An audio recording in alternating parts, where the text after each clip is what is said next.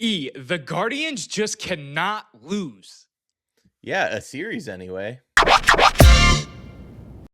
The Guards are off to a hot start. They are 6-4 atop the AL Central, and it's music to both of our ears as Guards fans. We're going to talk about all of that and more, but make sure you hit that like button, hit subscribe, and call us. Leave us a voicemail, and we'll play it on the show, 216-260-3433. Noah, you and I have both been tuned in at like 100% to the Guardians to start the season. There's some good, there's a little bit of bad, but frankly, there hasn't been so much ugly, which is refreshing to see.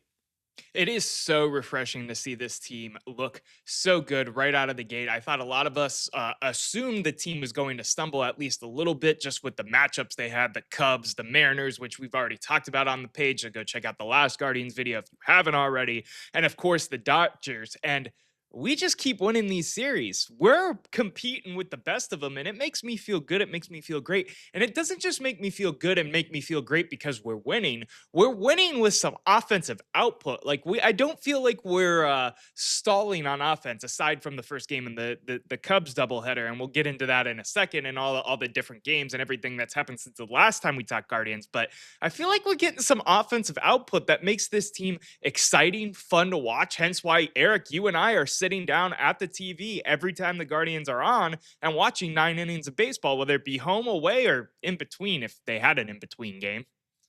Yeah, it makes them dangerous. That's the word you're looking for because when this offense lights it up, they're a dangerous team. They have the pitching, they have the coaching.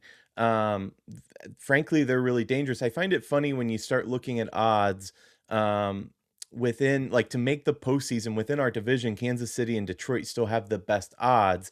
But that really discounts a Cleveland team that, frankly, is pretty solid. I always say that I want to get to the All-Star break around 500. As long as we can be around that mark or better, I have faith that we can make a postseason push. But from what I'm seeing so far, all signs look good. Now, I do want to have you hesitate on either getting too high or too low because we are literally 10 games in. It's 6.17% of the way through the season. So there's a lot of baseball to be played. So let's not get too high. But so far, everything you'd want to see from this team, we're seeing. Yeah, 100% you're seeing what you want to see from this team. And I think what makes this exciting for me too is that you're not hearing the traditional names be the ones to start out hot. We're talking about younger names, right? We're talking about names that maybe you weren't thinking of. And I know Chase DeLauter is the one on everyone's mind. I will glaze him until the day ends because he is so much fun to watch play baseball. But you think about like Jose and Quan, like they're having okay starts this season, but it's really the young guys that are coming through, pulling up and doing what we need the most right now to win some of these games.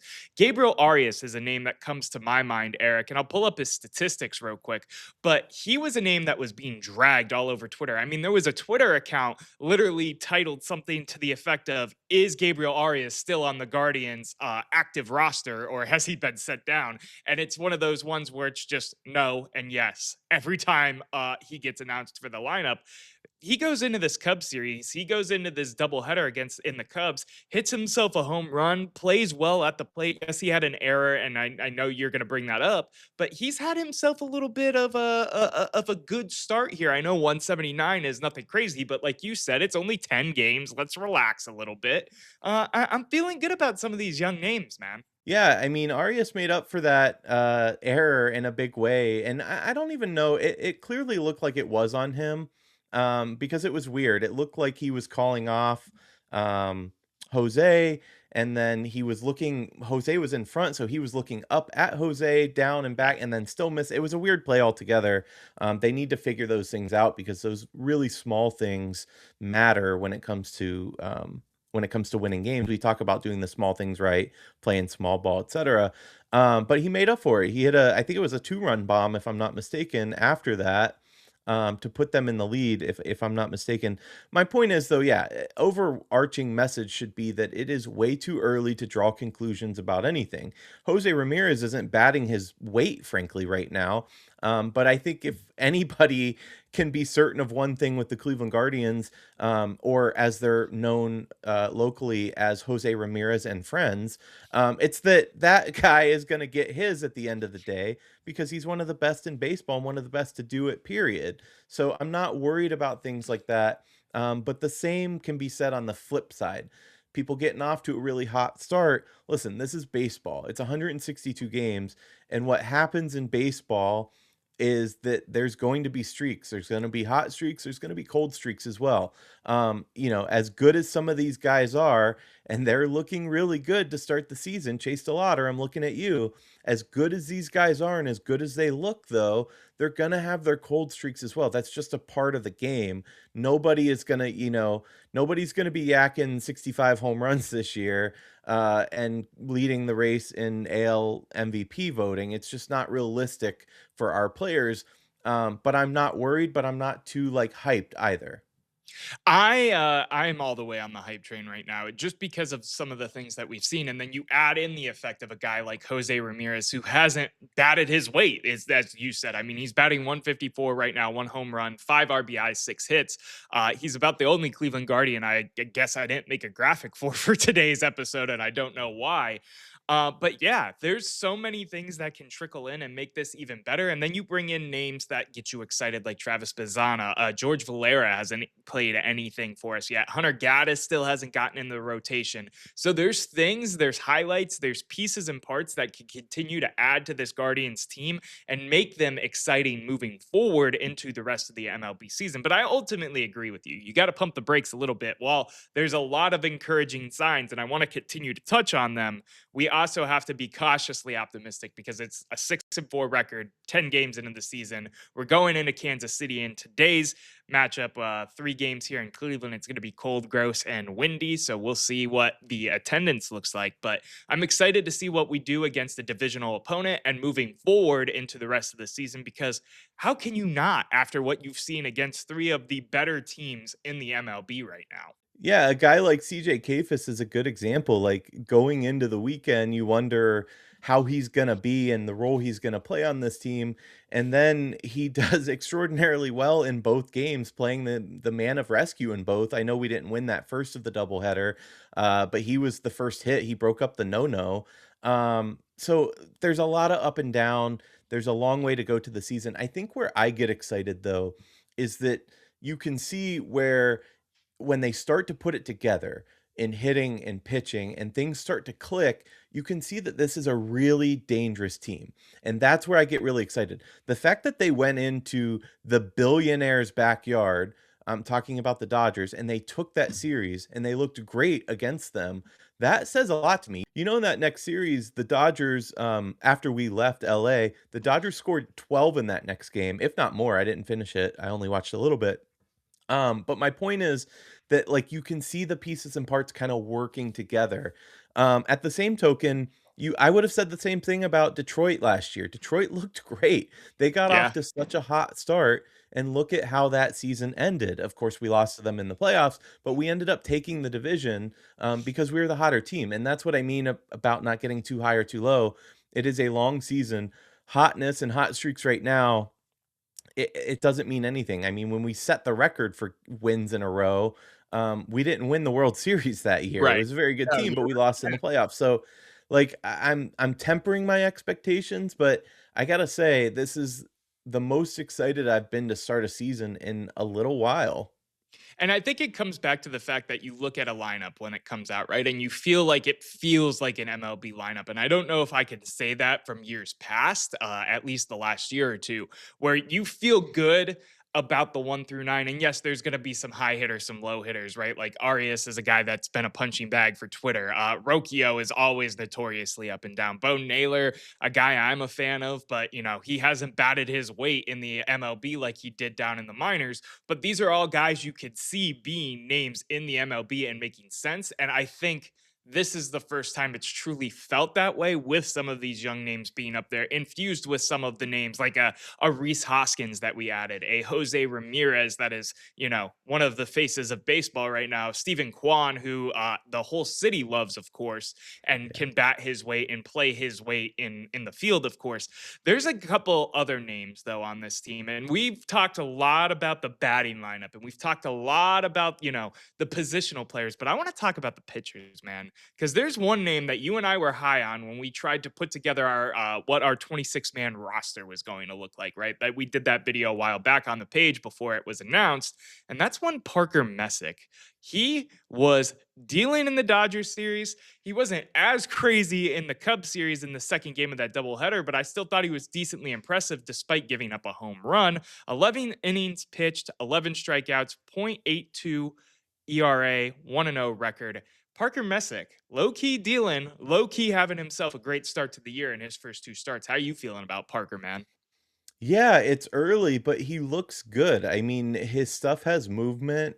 He's finding the strike zone, obviously. That's what I look for in pitchers. It's two things. Number one, how's their stuff look? That's obviously vastly important. If the slider's hanging, then there's no fixing that. Like they're gonna have a rough year. But if they have good movement, the second thing is, can they replicate it? You see a lot of guys that will look really good and then they lose it. They can't find the zone. Their breaking balls just aren't breaking right. Like you see that a lot. So those are the two things: consistency, and then of course his stuff. But so far so good. The thing that I think about with this team, I think we have the bare bones of the pitching for a run.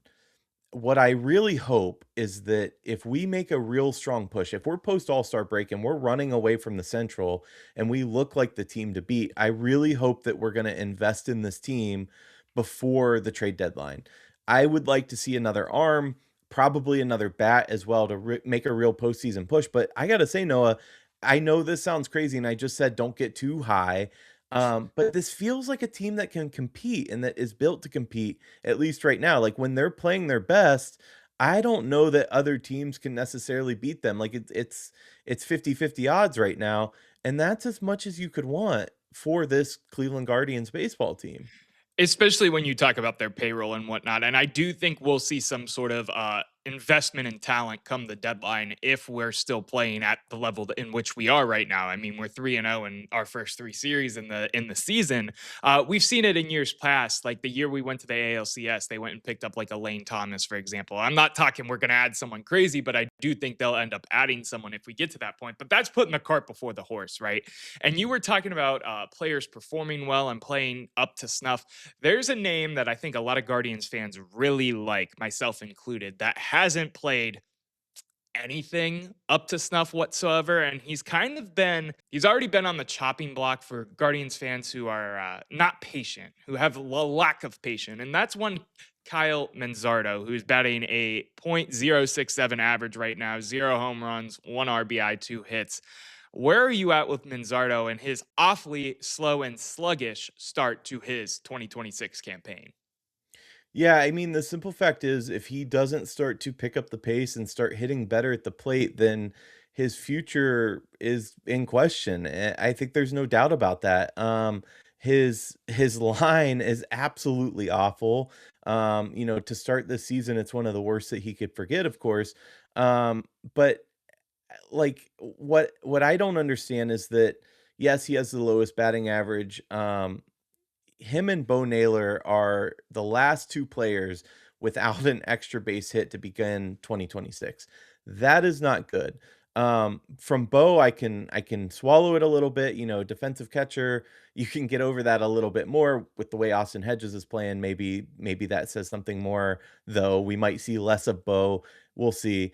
But the thing about Manzardo though is that you can see that the talent's there. Like he has that power. It's just he's not consistent at all. A lot of it seemed like it was a confidence thing. Like Vogt talked about it back in spring training. He said that, we know he can hit. It's not that it's about results in spring. He was working on some things early with his approach and his swing, but we haven't seen those changes. We haven't seen that is taking effect in a positive way. So if he doesn't start improving, like, I think you have to send him down at a certain point, right? Yeah, and I don't wanna get to that conversation yet because I don't think by any means we're there, right? It's the same thing about having a little bit of patience. Again, we're 10 games into the season, but it does make you think when he's batting this low and you've seen a power batter do this kind of thing in the majors, send down, build some confidence, bring him back up, and he's good to go and spick and span and brand new and back to what he can be and should be. But we'll see because I do think the talent's there. I mean, we traded for Manzardo back in the day because we thought he could be a fantastic power bat for this team. And I think, I mean, last year he was still our second best hitter, even though he wasn't playing every day and he was spotty, like he kind of starting off spotty right now. So I think it's a matter of time with Manzardo to kind of put it together. I personally am of the belief that he'll figure it out and be fine just because I think the talent is there. He's one of those names. He's just having a slow start to his 2026 campaign. That's just me though. This is the problem with filling your lineup with a lot of young guys, though. I mean, this True. is only his second full stint in the bigs. I mean, his line in AAA was fantastic. He looked great. But this is the kind of hazard you have of that low payroll that we talked about. When you can't pay for veteran bats and veteran hitters, this is what you get. He's still figuring it out. That doesn't mean anything bad for his career long term. But when a team that's trying to push for something bigger, that's the risk you take. Now, he could also catch fire and figure it out, and all of a sudden we're having a vastly different conversation. I mean, all you have to look to is no further than Chase DeLauter, obviously, who seems to have figured it out early. But it's the risk that we take, and I agree with you. Like, I'm not saying like give him time, but at a certain point, the more further we get into the season, and if we continue to dominate the Central, there's going to be big questions about whether or not he should be sent down. No, yeah. I mean, a performance and a continued performance like he has right now is going to continue to draw that, especially when you have a veteran name that can play significant time there, and Reese Hoskins at his position at first base, and then you could shuffle in like a CJ Kayfus, David Fry more just to give him some time down in AAA. He being Kyle Manzardo, of course. Yeah, there's options there if you want to go that route. I just don't think obviously we're even remotely there. I want to see him at the plate more. I want to see him continue to try to get some confidence, take some swings. I think he's also had himself a little bit of bad luck. Like he had a couple that looked like they were going to hit the hole perfectly fine in this past Cubs series, and then it would go to like a shortstop or a second baseman perfectly, and they would grab it, and it's like a Gold Glove level play or something like that, right? Like I think it's in there. I think he's going to pick it back up and get back to where he was, because I do think if you can get these young guys clicking on all cylinders, this team is dangerous. But you're 100% right, Eric. That's what makes it a little cautious. The cautious optimism has to be here because of the fact that a lot of these players that we're relying on are so young. You look at a Chase DeLauter, and yes, he has 5 home runs right now, and he's doing everything and then some that you want him to do. I mean, he's batting over 300. He's playing almost every day. He had the injury scare. We haven't really talked about that on the page. I think me and you both just want to forget it at this point because he's already back, and it was just a scare. But there's as much of a real possibility of Kyle Manzardo getting hot all of a sudden as Chase DeLauter getting cold. And that's what you kind of have to deal with young, new, first time call ups, first full year call ups, I should say, or second full year. Young players in the league, period. That's what I mean. Young players, first couple seasons, still trying to figure out what they are and what they got. Yeah, and there's two things that kind of excite me. The first is what I call back to almost every year with this club. It's that they have a really good locker room. That continues to be the case. Like you can see it with these guys. I love that, and that helps a lot. But to your point, you mentioned it earlier.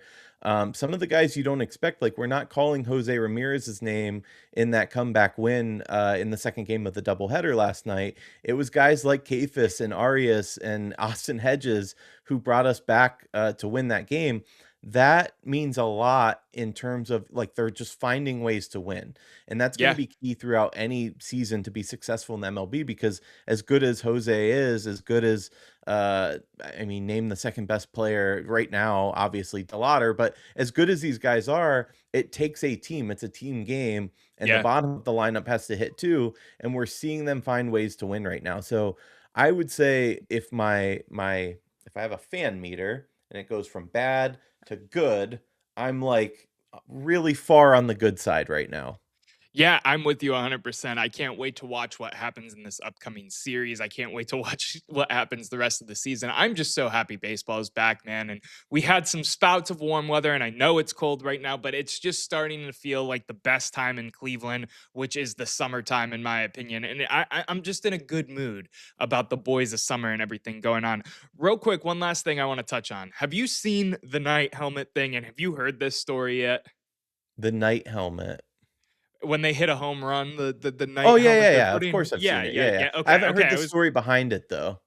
I believe it goes a little something like this, and I'm paraphrasing really bad, so correct me if I'm wrong down in the comments. But while they were in spring training, or right before they went to spring training, they went as a team to a medieval fair and ended up leaving with a ton of merchandise. So now the Cleveland Guardians are the medieval team for some reason. Like they have like a sword somewhere, I guess, too, and a bunch of all this You different know what, medieval though? what? For a team that's called the Guardians and the Guardians of the City, not like a bad like, we should have Medieval Night, as I'm sure they planned this already, so don't count on it this year, but Medieval Night at the stadium where you dress up and it's kinda fun, I like it. I like that. I could see that being a great thing, especially if this continues to stick. Like I think it's gonna stick. Like seeing Kayfus put that on when he hit his home run, like it's goosebumps, man. It's chills and goosebumps all day, every day. Yeah, I've seen it obviously watching games. You know, it's funny, they might have said that, like, on the broadcast or something, but I the think they majority did. of the Guardians games that I've watched so far have been out somewhere, so you don't hear everything going on, obviously, um, but yeah, that's fun, I like it, and I see it, I like that they always all teams do something, but I like that they have, like, their unique spin on it. This is my first year too, and this is just diving into my fandom, and it's on topic but off topic. So excuse me for a second, but this is my first year having to pay for Guards TV, like the actual app Mm. version of it. And I gotta remind myself that I can switch the broadcast sometimes and listen to Hammy go because I've only listened to him when I'm like in the radio, in my car listening to the radio in between things. I need to do that because it's such a good feature that the MLB has to offer, letting you have the radio broadcast synced up to the TV broadcast. It is fantastic. It makes me want to buy that, but I have cable, so I can watch everything live right now, and it doesn't make sense to pay for another app when I can already see it away, but I do love that feature when I was subscribing. Hammy's the best, man. He's probably the best in the business. He's sitting behind me somewhere. I literally did not go to that game that they were giving that bobblehead out. I walked in, I got my hammy bobblehead, and I went home because I think I had plans the rest of the day. But I needed to make sure I got the goat of sports broadcasting in terms of Cleveland, in my opinion, and play by play and radio commentary in Tom Hamilton's in his bobblehead. I will say this though, we're extremely lucky to have Matt Underwood and Rick Manning in Cleveland too, because they do a Yeah. really good job on the TV broadcast. Like, Oh, I think 100%. Yeah. sometimes we complain and we say, "Oh, Hammy's so much better. I can't stand these guys." And then you go watch another team, whether it's the Pirates or whoever, like you just catch a random game and you go, "Oh my God, like I'm so thankful for the guys that we have." I think that's a mark to a lot of local Cleveland media too, because I think the Cavs, the Browns, when they had local broadcast, rest in peace, Jim Donovan, of course. We have really good local broadcasters that follow our teams here in terms of being able to listen to coverage. And I'm talking more. I know Cleveland media as a whole can be divisive, but I'm talking about like the play-by-play and the commentary guys for actual games. I feel like are really good, whether it be the Cavs, the Guardians, the Browns. I think they all do a really fantastic job, and we should appreciate that a little bit more. I don't disagree, and I wish sometimes that there was the option to watch the local version of the Browns because, man, I gotta say, sometimes CBS, I get it, we're the one of the worst teams in the league, but those crews that they send, I know it's not an easy job, and you and I talk about it, like, I feel like we could do better because they are so awful at times, even missing, like, the yardage, like, I don't understand how you can be so bad, but anyway, we are thankful, and I am thankful for the rest of Cleveland sports announcing because, as you said, they do a fantastic job.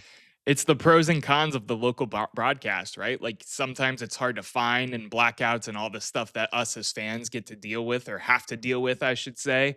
But at the other hand, you got local personalities that everybody's in love with that you get to listen to broadcast and talk about the game day in and day out when you're watching these sports. I know we're on a tangent right now, but it's something that I think is a positive that doesn't get talked about enough when you're talking about sports broadcasting because you get so used to complaining about blackouts and having to pay for this, that, and the third, and having this TV subscription because Bally, well, now FanDuel is only on these. You know what I'm saying. You know what route I'm going down, I right? will stand by that though. Local sports should be local.